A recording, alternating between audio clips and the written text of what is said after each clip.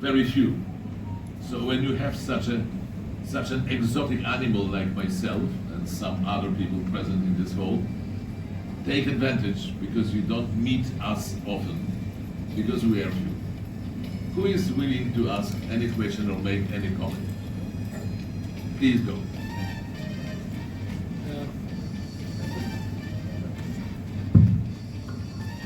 First of all, it's a great pleasure for me to interacting with you, sir. So basically, I'm a theatre artist. I'm doing my research in theatre now.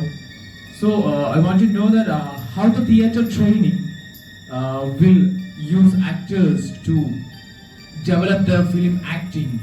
Like you already mentioned that theatre and film have a syncing in they have a sync. So I want to know that how we can use theatre training in film for improving the actors' acting.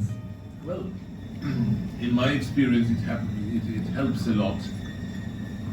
It is possible in film to use amateur actor.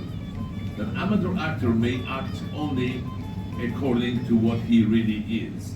So he may present himself. And usually it doesn't work because the pressure of the place is strong. You know, when somebody has a mind to be totally fixated, he will forget all these cameras, all these lights, and behave like usually. But in most cases, you react to these lamps, to these people, and you cannot act as if you were alone in the room, because you feel that the crew is behind the camera. And then you need a professional actor who has his skills developed to put fantasy, imagination ahead of reality. And then you have all these stories about actors in sometimes acrobatic position, but on the close-up, they pretend that they are relaxed and happy. And this you have to train. And mostly it is training of imagination and training of expression, because some people have more expression than the others. But on the top of that, there is a quality which is very seldom defined. I don't know how to define it. You have so many professional, skilled actors, but only some of them have this particular quality of a star. It doesn't mean that they are famous and rich, but they have stronger personality than the others. And sometimes they make a great career, sometimes they don't. But you feel, you sit in the room, somebody enters, and you feel that something has changed in the room. Entered somebody with a strong personality. Such personality is very desirable when you want to be a leading actor, because people easily identify with this person. And this identification is the highest quality, at least in European theater. Because of course you may have different kind of theater, you may have a very formal theater, when you do not identify. Bertolt Brecht wanted his actors to develop this Verfremdung effect, that they will feel distance from the character. But this is, I think, not the mainstream of performing art. Mainstream of performing art is that the audience laughs or cries with the leading character. And that's the most difficult to achieve. Such an insult, it means it was a great friendship. Visual in general is particularly useful to experiment with time and to show that time is in a way relative. It's not absolute as we feel it, but our brain tells us it is different. This assertion, which is now commonly accepted in physics, especially in quantum physics, that future already exists, only we have no access, no key, but maybe somebody sometimes has a little glimpse of future, and this is a prophet, or a gypsy, or somebody else in the family, who sometimes has premonitions, and they're rationally, you cannot exclude. In the 19th century, people were so proud that they believed that all this is just superstition. Today we know it is not. It is something intriguing, mysterious, but there is more mystery in this universe than we admitted in past century. So today progressive people are rather people who accept mystery, and people who are backward believe that everything is already explained. That's what Newton taught us. But Newton's era ended more than 50 years ago.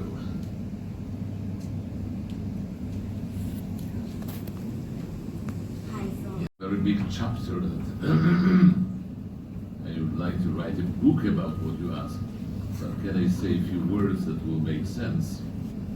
Definitely we are in the most advanced countries where we have achieved what was a dream of the generation. There are much less people starting in developed countries and more people dying because of obesity. So we eat too much, and for a century we didn't have enough food for all population.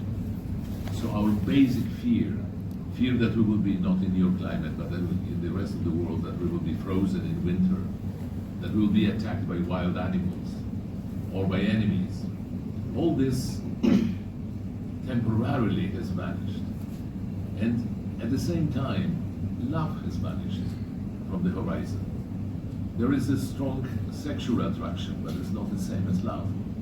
Love will be expressed by sex, but not only. It means far more. And it means effort, work, sacrifice, and education, but also emotional education. And we keep saying that in Europe, that women in the marriage educate men to become more human, to become able to love.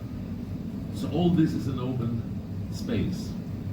And there are many trends which I find destructive, which I find decadent, who say, be egoist, think about yourself, don't bother about the others, do it all to make yourself feel comfortable.